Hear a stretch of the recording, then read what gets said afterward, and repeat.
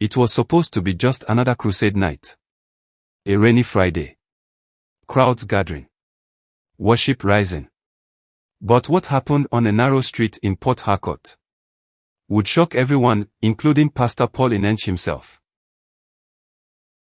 As the Dunamis convoy approached the crusade ground, Pastor Enenche sat quietly inside the lead SUV. Dressed in deep purple, Bible open on his lap, eyes closed. He wasn't thinking about the crowd or the cameras. He was praying. But something was off. A strange heaviness filled the air. A divine interruption was near. Suddenly, a lone figure stood in the rain. Barefoot.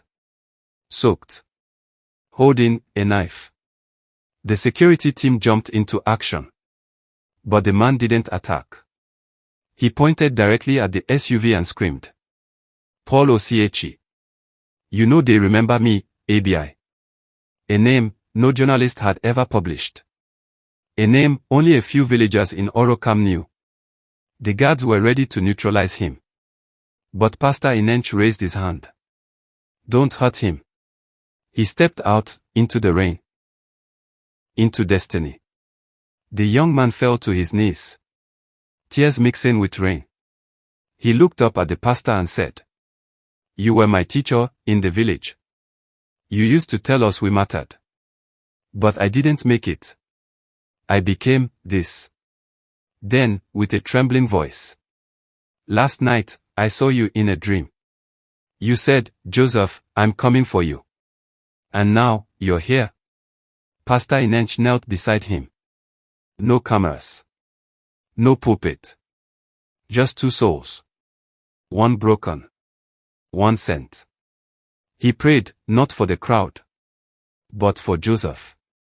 Right there, on that rainy road, deliverance began. A cry echoed into the night. Not of pain, but of release. But that wasn't the only encounter.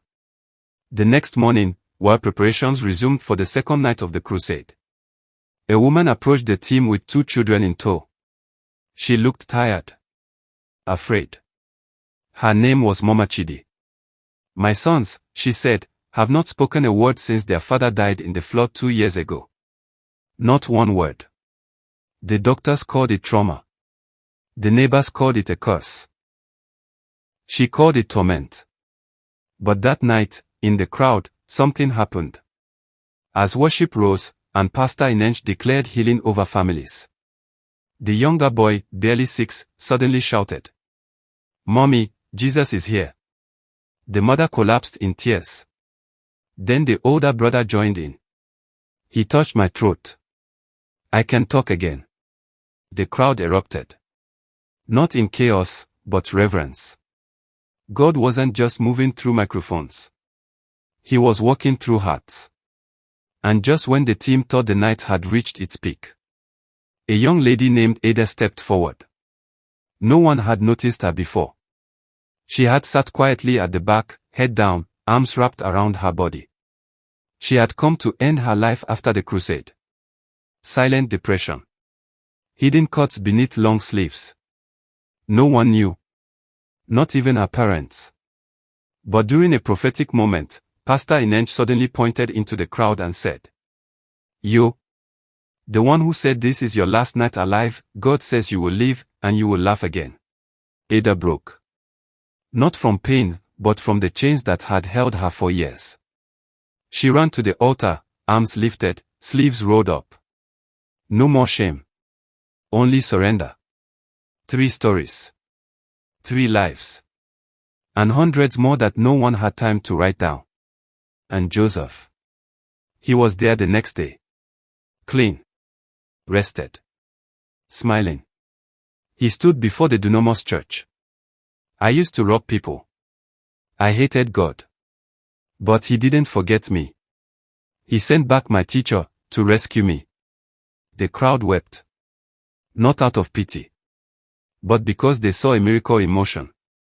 And Pastor Enenche, he didn't rush the crusade. He looked out over the thousands and said, "Sometimes, God delays you. Not to punish, but to position. If your path is blocked, maybe it's not an obstacle. but a divine appointment. From thief to testimony. From silence to speech. From despair to destiny. And all because one man listened and stopped. Not for fame.